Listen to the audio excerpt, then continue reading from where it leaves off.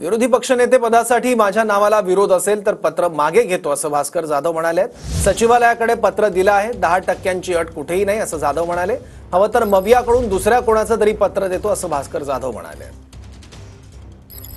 उद्या उपाध्यक्ष पदाची निवड आहे, हा विषय माझ्याशी आहे म्हणून मी जास्त बोलत नाहीये, कारण ह्याच्यामध्ये सगळं मी आणलंय।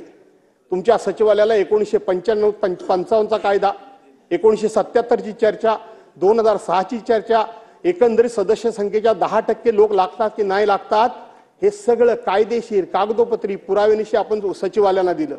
सचिवालयाने पत्र दिलं की 10%ची अट कुठेही कायद्यात नाही।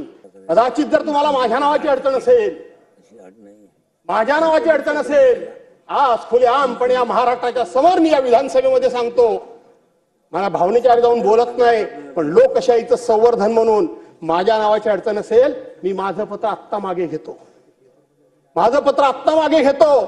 तुम्हाला माझ्या पक्षप्रमुखांकडून, आमच्या महाविकास आघाडीकडून दुसरं कोणाचं पत्र पाहिजे तर देतो।